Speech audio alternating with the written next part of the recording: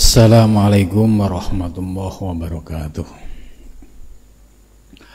Ila khandrati Nabil Mustafa Rasulillah sallallahu alaihi wasallam wa ikhwanihi minal anbiya wal mursalin wal awliya wasyuhada wasyolihin wal malaikatil muqarrabin, khususan musannifan dal kitab Syekh Abdul Qadir Al-Jailani wa khususan masyayihim wa khususan asyadidi wa asyadidihim wa khususan lahumul fatihah. A'udzu billahi minasyaitonir rajim. Bismillahirrahmanirrahim. Alhamdulillahi rabbil alamin arrahmanir rahim maliki yaumiddin. Iyyaka na'budu wa iyyaka nasta'in ihdinas siratal mustaqim siratal ladzina an'amta 'alaihim ghairil maghdubi 'alaihim waladdallin. Bismillahirrahmanirrahim. Alhamdulillahilladzi 'allamani bi ulumil ulama'il muwahhidin wal muhaqqiqin wa arsadani ila tariqim mustaqim. Wassalatu wassalamu ala sayyidil wujud wal arwah nabiyyina Muhammadin sallallahu alaihi wasallam alladzi jaa'a bisyari'ah wa tariqah wal haqiqah wal ma'rifah wa ala alihi wa suhbihi ajmain, amma ba'du. Rabbi shrahli sudri wa yassirli amri wa hlul 'uqdatam min lisani yafqahu qawli, amin. Subhanaka la ilma lana illa ma 'allamtana innaka antal alimul hakim. La haula wa la quwwata illa billahil aliyyil azim. Malam ini kita melanjutkan kajian tafsir surat At-Taubah ayat 49 50 sampai 51. A'udzu billahi minasyaitonir rajim. Bismillahirrahmanirrahim. Wa minhum man yaqulu dhalli wa la taftinni ala fil fitnati saqatu wa inna jahannama lamuhitatun bil kafirin. In tusibka hasanatun tasuhum fa in tusibka musibatun yaqulu qad akhadna amrana min qablu wa yatawallaw wa hum farihun. Qul la yusibana illa ma kataballahu lana huwa maulana wa 'alallahi falyatawakkalul mu'minun.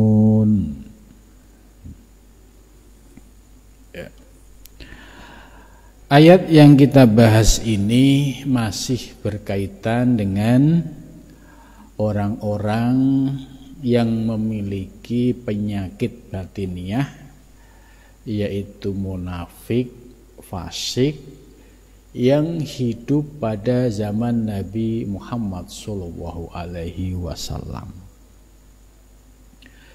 Jadi surat ini atau ayat ini mendokumentasi ya, peristiwa-peristiwa yang terjadi pada zaman Nabi ya. Dengan demikian kita sebagai umat Nabi Muhammad yang hidup pada zaman sekarang bisa mengambil peristiwa dari apa yang sudah didokumentasikan dalam Al-Quran ini terkait orang-orang yang berada pada zaman Nabi tapi hatinya, jiwanya masih dipenuhi dengan penyakit-penyakit sehingga mereka lebih menampakkan sifat munafik dan sifat fasiknya.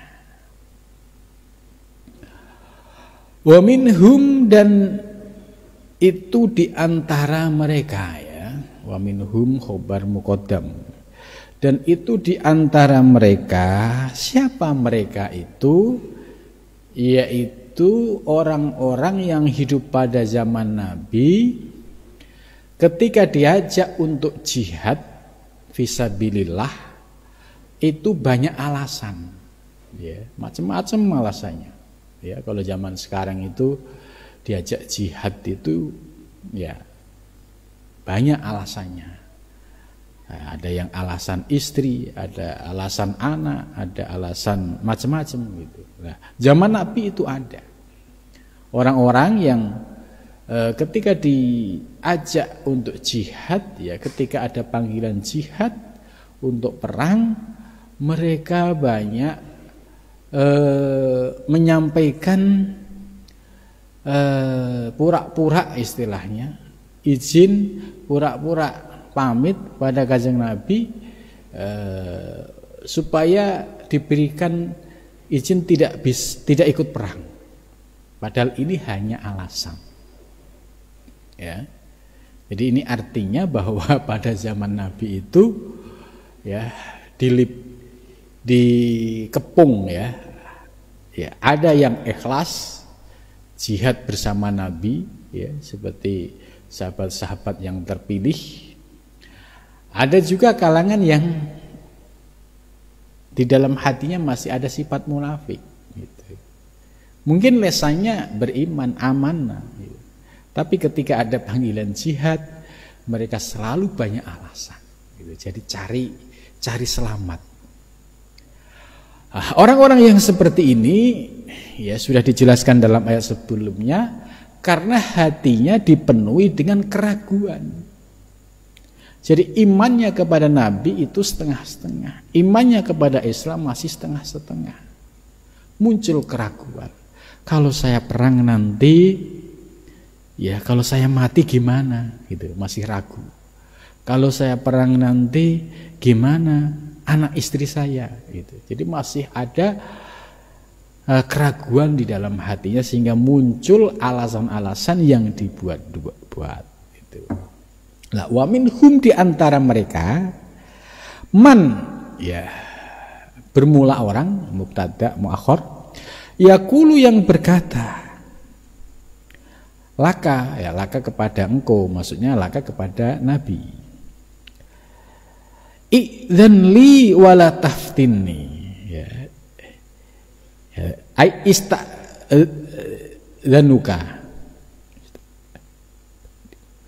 ista'dzana yasta'dzinu, ya. Idzan li, wahai Nabi, berilah izin li kepadaku, ya. Alasannya, it laisa li quwwatul khuruj, karena kami tidak ada kekuatan untuk ikut perang, untuk keluar. Mungkin alasannya macam-macam, istri sakit, anak sakit, atau ya namanya orang sudah ragu, itu sulit, ya, pasti menemukan alasan-alasan yang dibuat-buat. Jadi mereka, idzan li, wahai Nabi, berilah izin, ya, kepadaku, wala taftini, dan janganlah, ya, sampai hal ini menjadi fitnah. Aila tuwaqini fil fitnah bil khuruj, maksudnya jangan sampai ketika aku ikut perang kemudian menjadi atau muncul fitnah. Karena inni akhafu ala nafsi minal fitnah, karena aku sendiri sangat takut dengan fitnah, wal isyan, dan maksiat. Lau kharajtu, jika aku keluar.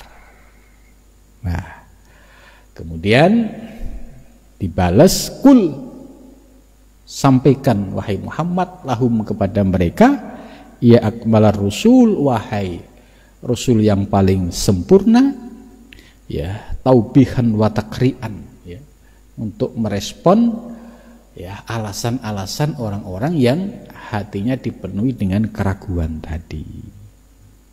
Dijawab oleh ayat Al-Quran, ala, ingatlah, fil fitnati sakotu, ya, sesungguhnya fitnah itu sudah nggak ada, sudah gugur, sudah hilang. Sebab yang sesungguhnya menimbulkan fitnah yaitu sifat munafikmu, itu. Jadi yang sesungguhnya penyebab munculnya fitnah yaitu sifat munafikmu yang tadi beralasan macam-macam, ya, seolah-olah, ya, memang benar-benar tidak bisa, padahal ini hanya sekedar sebagai alasan itu. Jadi ayu waqa'u fi fitnati takhalluf wa dhuhurun nifaq. Sesungguhnya mereka itu sudah jatuh pada fitnah karena ya memiliki perbedaan pendapat, yaitu tidak mau ikut berjihad, ya, kemudian beralasan macam-macam, wa dhuhurun nifaq, ya, dan munculnya sifat munafik di dalam dirinya, wasyikok, ya, yaitu hatinya itu ya sudah tidak ada kepercayaan lagi, bistidzanihim, sebab minta izin mereka, wa qaulihim, dan ucapan mereka itu. Jadi Allah berfirman ya kepada Nabi untuk merespon ala fil fitnati sakotu, ya sudah, nggak ada masalah, ya, nggak ada fitnah lagi, sebab fitnah yang sesungguhnya yaitu sifat munafikmu, sifat ya mengada-ngadamu, beralasan, pura-pura seolah-olah kamu tidak bisa ikut berjihad, padahal itu hanya alasan klise gitu. Nah, kemudian dijawab oleh ayat berikutnya. Posisi mereka seperti apa sesungguhnya? Wa inna jahannama lamuhitatum bil kafirin. Nah, ini jawaban ya atas sikap orang-orang yang di dalam hatinya masih ada keraguan untuk berjihad, ya, di dalam hatinya masih ada ketidakpercayaan, masih ada keraguan terhadap dirinya, terhadap anak dan istrinya, gitu. Nah, jawabannya sesungguhnya neraka jahanam itu sungguh meliputi bagi orang-orang yang kafir. Jawabannya sangat serem sekali. Makna wa inna jahannam ini menurut Syekh Abdul Qadir Al-Jailani ya ditafsirkan wa istahaqqul adaba wan nakal. Jadi orang-orang yang banyak alasan tadi, ya, baik alasan yang dibuat-buat, yang disengaja, ya, wastahaqqul adab, mereka akan merasakan secara langsung turunnya adab, siksa, wan nakal, dan kesengsaraan. Ya pasti ya ketika ya pasukan umat Islam ketika berangkat jihad, ya karena dia tadi izin kepada Nabi beralasan karena ini macam-macam. Pada saat itu dia justru merasakan penderitaan, penyesalan. Ya, kenapa tadi saya nggak ikut jihad gitu? Kenapa gitu? Jadi muncul penderitaan, muncul penyesalan, akhirnya mereka menerima konsekuensinya, yaitu merasakan penderitaan, ya, penderitaan yang sesungguhnya. Hatinya tidak tenang, gundah gulana, muncul rasa ketakutan, bisa jadi diberikan kesulitan-kesulitan oleh Allah. Itu. Lah, wastahaqul adaba wan nakal. Ini sebagai balasan atas keraguan mereka yang menyampaikan ya seolah-olah pura-pura izin kepada Nabi dengan berbagai macam alasan, sebenarnya itu hanya dibuat-buat saja. Nah, orang-orang yang seperti ini oleh Al-Quran akan mendapatkan siksa yang nyata, ya, dan kesengsaraan. Siksa yang nyata mungkin langsung bisa dirasakan. Ya, Allah memberikan ya mungkin kesulitan, mungkin masalah baru, ya, mungkin ada hal-hal yang di luar dugaan. Itu. Sebab hal ini sebagai buah dari kemunafikan yang telah dilakukan di hadapan Nabi. Inna jahannam, itu sesungguhnya jahannam, ya, neraka jahannam atau siksa neraka jahannam itu telah mereka rasakan, lamuhitotun bil kafirin, telah mereka rasakan atau meliputi bagi orang-orang yang hatinya ingkar. Nah, ini maksudnya orang-orang yang minta izin kepada Nabi yang nggak ikut perang tadi bukan berarti terus mereka itu batiniahnya nyaman, itu tidak. Justru di situ mereka mendapatkan penderitaan batin, ya, merasakan goncangan, merasakan ujian, cobaan, ya, yang langsung diberikan oleh Allah Subhanahu wa taala. Sehingga orang-orang yang beralasan izin kepada Nabi itu justru merasakan siksa neraka jahanam, ya. Jadi siksa neraka jahanam oleh Syekh Abdul Qadir Jailani ini tidak nanti dirasakan di akhirat, tidak, tapi fid dunya wal akhirah. Di dunia mereka juga akan merasakan siksa neraka jahanam. Apa bentuk siksa neraka jahanam? Yaitu, ya, munculnya masalah demi masalah, munculnya kerupekan demi kerupekan, munculnya penderitaan demi penderitaan, munculnya ujian-ujian dan fitnah yang baru, sehingga dia terkepung oleh masalah. Nah, orang-orang yang sedang merasakan kondisi seperti ini sesungguhnya mereka sedang merasakan, yaitu percikan dari api neraka jahanam berupa kesengsaraan yang dirasakan di dunia dan penderitaan yang dirasakan di dunia. Jadi siksa jahanam itu tidak di akhirat, tapi menurut Syekh Abdul Qadir Jailani fid dunya juga bisa dirasakan. Nah, bisa dilakukan perbandingan bagi orang yang mengikuti jihad bersama Nabi, perang karena didasari dengan keimanan, keyakinan. Dia hatinya, ya, terasa enjoy, terasa nyaman. Sebab di dalam keyakinannya, ya, kalau menang, ya, Islam akan semakin jaya. Kalau dia kalah, dijamin syahid, masuk surga tanpa hisab. Jadi keyakinan ini lebih dominan, sehingga yang ada adalah kesenangan dan ketentraman hati.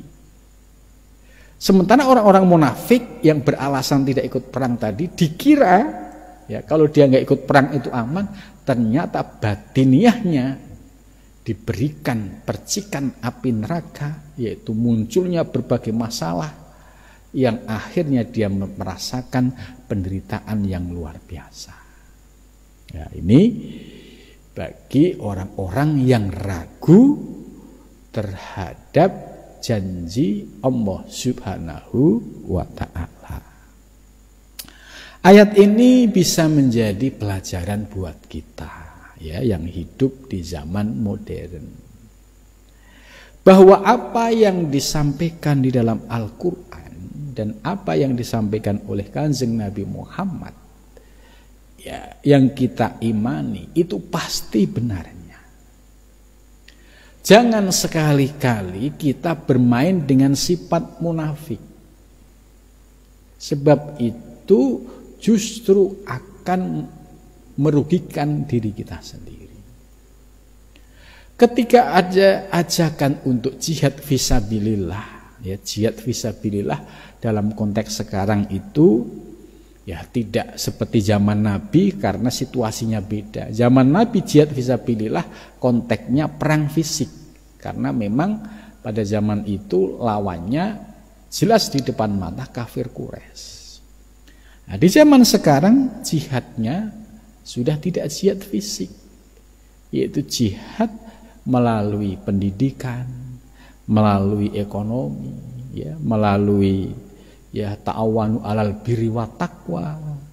Ini bagian dari jihad di zaman sekarang. Maka apabila ada panggilan jihad, ya, misalkan bagi orang yang diberikan rezeki yang melimpah, ada panggilan jihad, bangun masjid, bangun musola, bangun pesantren, ya, kok entar-entar dengan berbagai macam alasan. Ini persis sama dengan orang yang hidup pada zaman Nabi, ketika diajak jihad, entar kemudian banyak alasan, ya, karena anak, karena istri, atau karena macam-macam. Jadi ada kesamaan ilatnya, yaitu ya munculnya alasan-alasan yang sengaja dibuat-buat. Oh maaf, ini saya lagi banyak urusan, banyak macam-macam, banyak kebutuhan. Ya, ngikuti kebutuhan tidak pernah ada habisnya. Nah, ini ada ilat yang sama, ya, sekalipun konteks zamannya berbeda. Karena itu ya kita walaupun di zaman modern, ya tetap kita bisa berjuang di jalan Allah selama kita mengutamakan, mendahulukan kepentingan Allah di atas kepentingan pribadi dan kepentingan-kepentingan yang lainnya. Jika kita sudah bisa dan mampu, ya, menomorsatukan kepentingan Allah, maka Allah akan memberikan keberkahan lahir dan batin, ketentraman, ya, ketenangan. Sebaliknya orang-orang yang ragu, banyak alasan, dan semakin jauh, ya, itu justru yang terjadi adalah penderitaan dan akan diuji oleh Allah, ya, datangnya masalah silih berganti. Akhirnya masalah yang silih berganti ini membuat penderitaan yang luar biasa. Lah, penderitaan yang luar biasa ini sesungguhnya, ya, ini bagian dari percikan siksa api neraka yang diturunkan di dunia. Ya, rasa penderitaannya sama, rasa kepedihannya sama. Ya, apalagi hatinya tidak tersentuh dengan ilmu tasawuf dan ilmu tauhid itu. Jadi fid dunya wal akhirah ini menurut Syekh Abdul Qadir Jailani bahwa siksa jahanam itu nyata di dunia dan di akhirat. Nah, di akhirat ya nanti kita akan menyaksikan sendiri, ya, siapa yang akan mendapatkan siksa neraka jahanam dan siapa yang mendapatkan fasilitas surga dari Allah Subhanahu wa ta'ala. Tapi kita sebagai umat Islam wajib mengimani bahwa neraka jahanam itu hak, surga itu hak. Kemudian berikutnya, orang yang mendapatkan penderitaan di dunia tadi, siksa di dunia tadi, ada faktor lain, yaitu wa min syiddati sikimatihim, karena banget ingkarnya itu. Jadi zaman Nabi tadi orang yang izin kepada Nabi alasan macam-macam, itu sesungguhnya di dalam hatinya itu ya ingkar terhadap dakwah Nabi, hanya dia pengen nyari aman saja. Ya, dia beriman seolah-olah, tapi ketika diuji, ayo kita jihad, dia mundur teratur. Nah, hal ini juga sama terjadi pada zaman sekarang. Ada juga orang yang ya nampaknya ya saya akan berjuang, saya akan ikhlas untuk berjuang di jalan Allah. Tapi ketika ada panggilan jihad, yaitu melalui sebuah perjuangan ya dalam lembaga pendidikan, lembaga dakwah, akhirnya mundur teratur dengan banyak alasan. Ini memiliki kesamaan. Ini wa min siddati wa ghaiti qulubihim, dan hatinya ya cukup keras mereka itu. Mereka cukup menentang keras, tidak mau beriman. Ya, dia ya beriman itu di zaman Nabi itu hanya untuk pura-pura supaya aman saja, tapi sesungguhnya dia dalam hatinya itu ada keingkaran dan juga ada ya sikap yang keras menentang Nabi. Nah, ini artinya Al-Quran memberikan informasi kepada kita bahwa pada zaman Nabi itu tidak semua sahabat yang hidup pada zaman Nabi itu hatinya benar-benar tulus, ikhlas berjuang bersama Nabi. Seperti Sayyidina Abu Bakar, Sayyidina Ali ya, dan sahabat-sahabat lain. Ternyata ada juga sahabat-sahabat atau orang yang hidup pada zaman Nabi memiliki keingkaran di dalam hatinya, tapi lisannya di hadapan Nabi amanna, amantu. Ini ciri-ciri orang yang munafik pada zaman perjuangan ya saat itu. Nah, kemudian selanjutnya ya. Jadi artinya dari ayat di atas ya, kalau pada zaman Nabi ya itu selalu ada orang-orang yang bersifat seperti ini, munafik, fasik. Di zaman sekarang juga sama, ya. Di zaman sekarang juga sama. Ya, dalam setiap perjuangan itu selalu ada yang ikhlas, ada yang pura-pura, ada yang memang dia benar-benar tidak ikhlas, tapi hanya sekedar ya biar kelihatan baik, mendukung.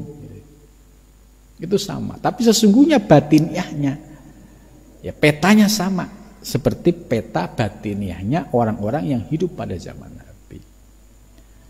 Maka para tokoh ya, tokoh-tokoh yang ikhlas berjuang di jalan Allah itu juga sama, selalu dikelilingi orang-orang yang karakternya seperti tadi.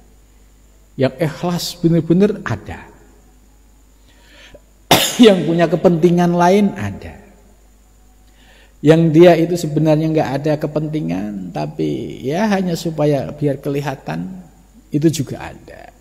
Nah, ini sebagai cermin ya untuk memetakan sifat-sifat orang zaman sekarang yang kelihatannya memang secara lahiriah bajunya sama, istilahnya baju gamis semua, peci sama, tapi secara kualitas batiniahnya ternyata berbeda-beda itu. Jadi kita tidak kaget kalau nantinya ada orang seperti ini. Oh ya, sudah paham. Memang zaman Nabi juga ada karakter-karakter yang seperti ini. Terus ayat berikutnya, intusibka hasanatun. Nah, bagaimana sikap orang-orang yang munafik tadi ya. Dilanjutkan dalam ayat berikutnya.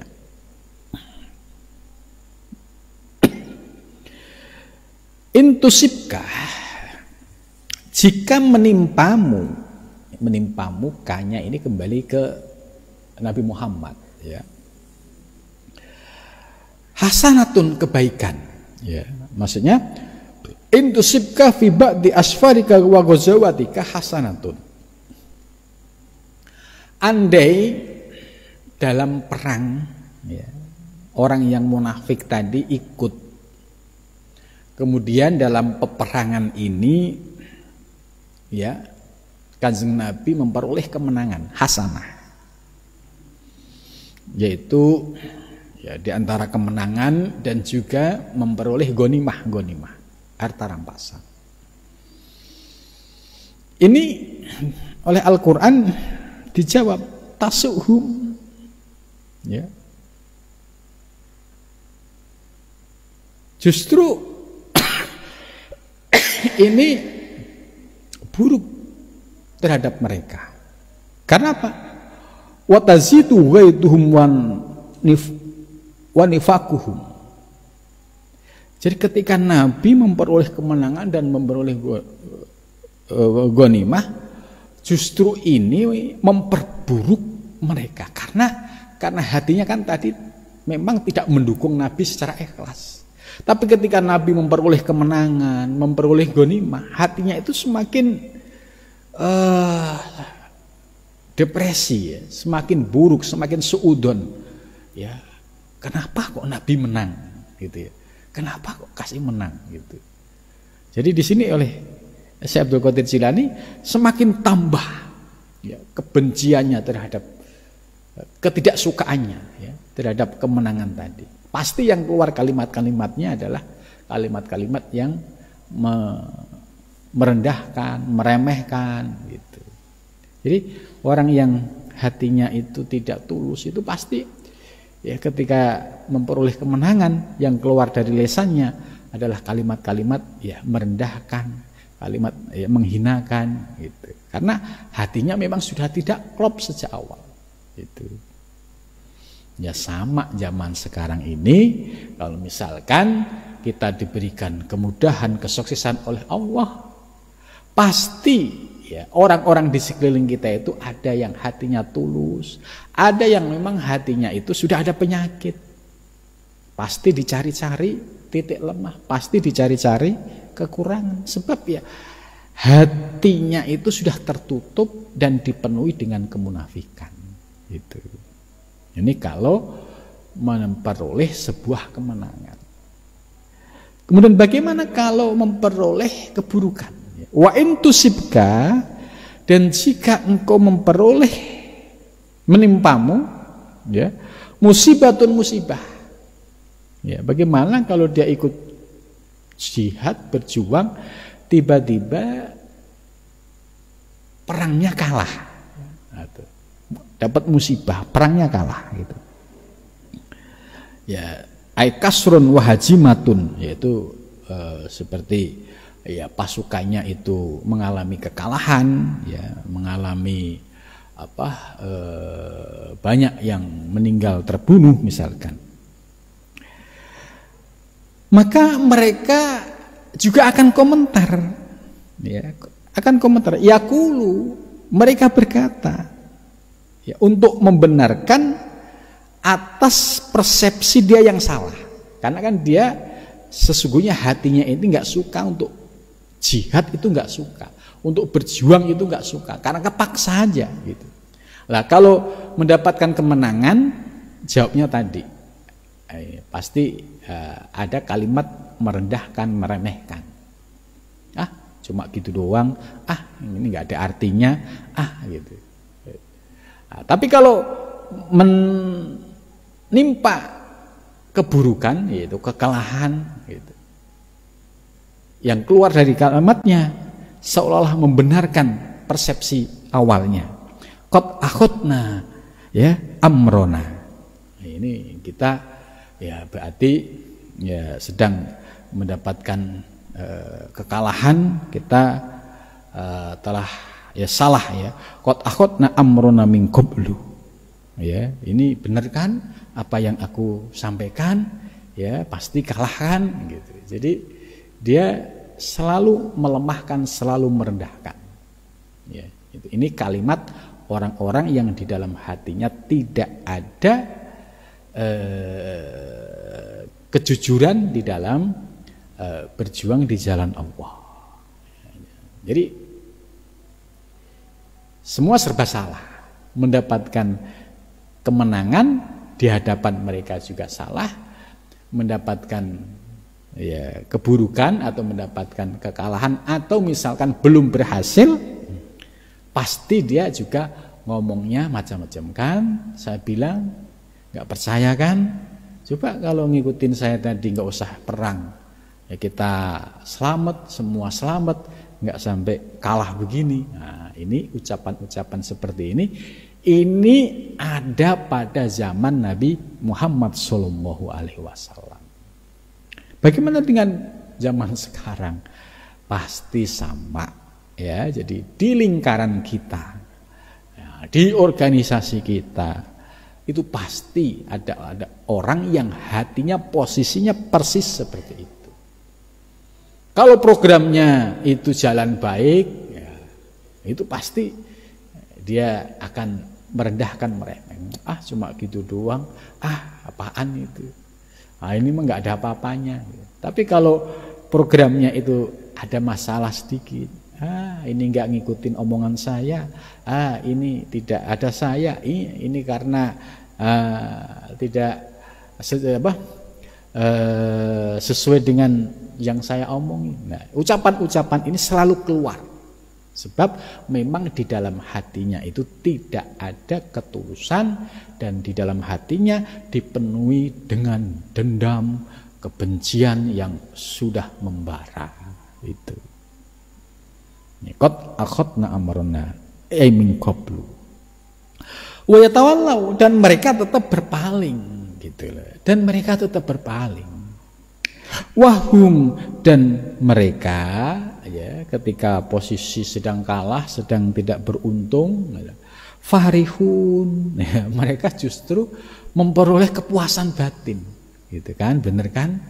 Nggak ngikut saya kan bener kan? Itu karena sudah dinasihatin, ya nggak usah macem-macem, nggak usah begini-begini, karena nggak ngikutin nasihat saya akhirnya begini. Ya, ini ketahuilah bahwa kalau ada orang ya dalam kelompok kita, komunitas kita, dalam lingkungan organisasi kita ada tipe-tipe yang seperti ini, ya itu berarti Al-Quran ini tidak salah. Pasti selalu ada karakter dan model orang yang seperti ini, ya. Jadi kalau dalam pewayangan ini karakternya Sengkuni. Sengkuni ini ya selalu nyalain orang lain, selalu ya merasa paling benar sendiri, ya selalu bikin masalah itu. Jadi menarik ya kalau teks Al-Qur'annya kan bunyinya seperti ini. Tapi kalau digambarkan dalam bentuk pewayangan, ya ini orang-orang yang berkarakter seperti tadi dalam wayang itu ya seperti perilakunya Sengkuni. Nah, kemudian oleh para ulama ya, khususnya Sunan Kalijaga dijadikan sebagai media dakwah. Coba kalau zaman ya dakwahnya Sunan Kalijogo ya abad 15-16 ya, orang-orang Jawa langsung dikasih Al-Quran begini ya dengan gambaran kondisi ya sahabat-sahabat Nabi misalkan,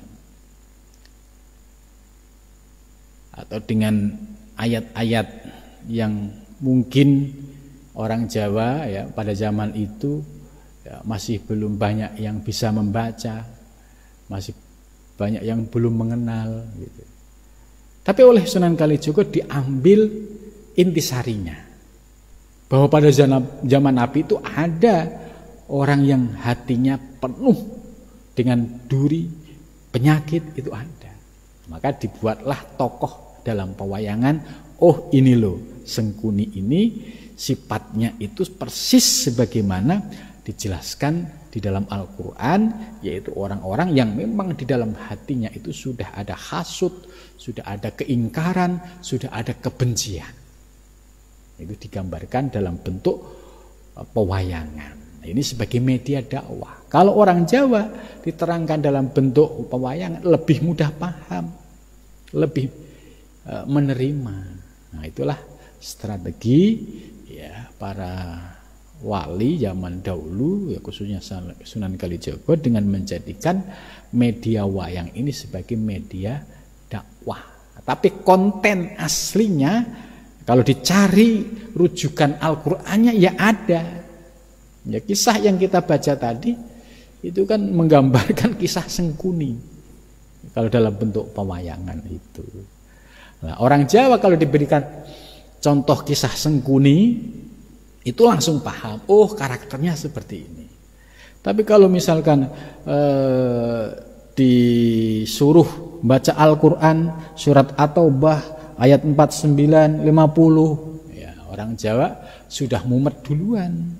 Ya, karena pada zaman itu ya belum bisa baca, belum ada istilahnya Al-Qur'an secara fisik ya seperti zaman sekarang ini kan mudah karena sudah dicetak ya. Zaman dulu seandainya ada itu pun tulisan-tulisan tangan, dan yang bisa menulis ini ya para ulama-ulama yang memang sudah menguasai ya, ilmunya.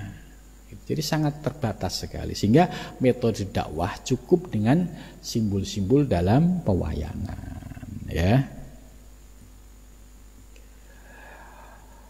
Kul la yusibana, kul katakanlah wahai Muhammad, ya ini untuk menjawab tadi orang-orang yang ingkar la yusibana, ya ini penjelasan Syekh Abdul Qadir Jilani. Kul katakanlah ya akmalar rusul, wahai rusul yang paling paripurna, lil mutasammitina, bagi orang-orang yang selalu memusuhi, al munafikina, yaitu mereka orang-orang munafik, ala muqtadu khasfika, sesuai dengan kasafmu, yaitu ketersingkapan batiniyahmu, wa suhudika, dan suhudmu ya, memandangmu, birobbika, kepada Tuhan.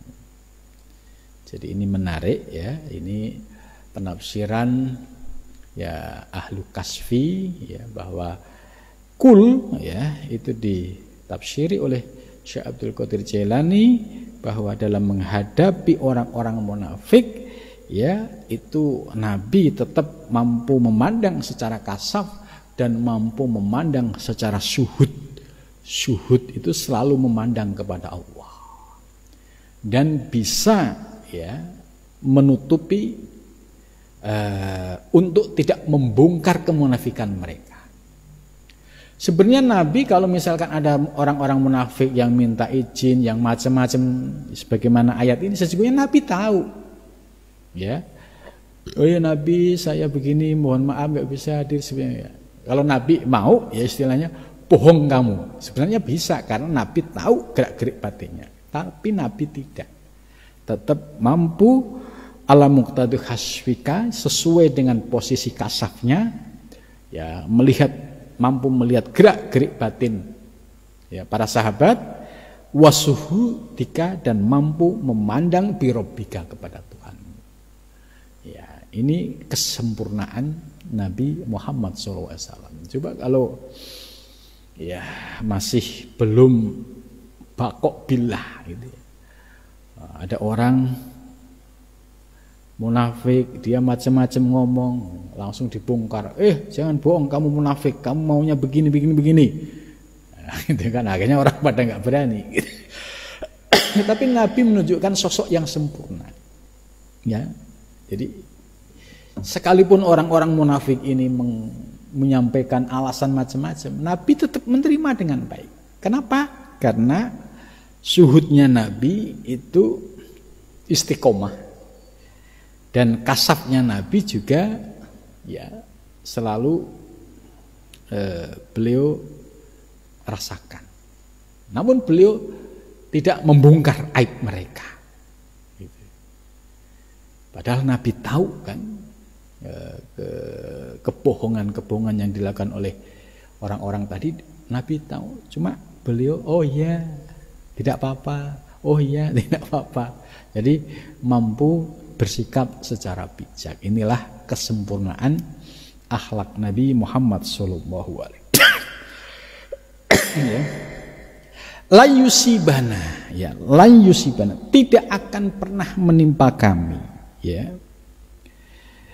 Minal hawadis, dari segala yang baru, illa ma kataballah, kecuali sesuatu yang telah ditulis oleh Allah Subhanahu wa taala.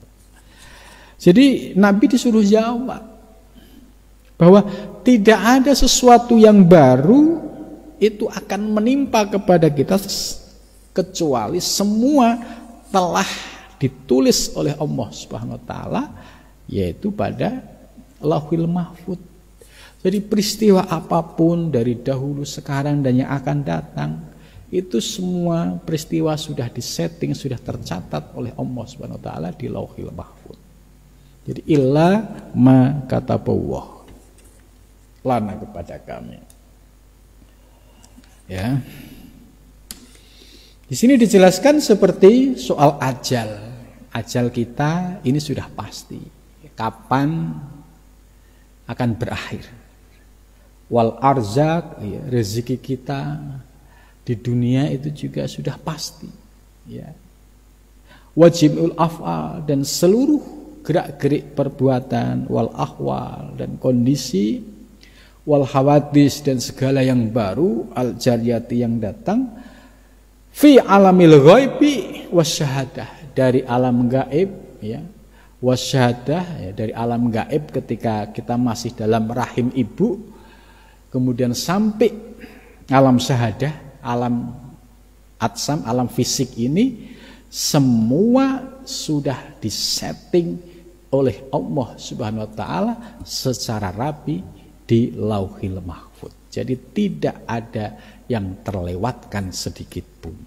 Itu. Lana bagi kami. Wa maulana. Wa bermula Allah. Maulana, ya, sebagai Tuhan kami, ya, sebagai tempat berlindung kami. Wa alallahi, dan atas Allah falyatawakkalul mu'minun, maka bertawakallah orang-orang yang beriman. Nah, jadi ayat yang terakhir ini memperkuat, ya, kepada umat Islam yang saat itu, ya, berada di sekeliling Nabi, bahwa tidak mungkin sesuatu yang terjadi di alam semesta itu bersifat ujuk-ujuk, itu tidak.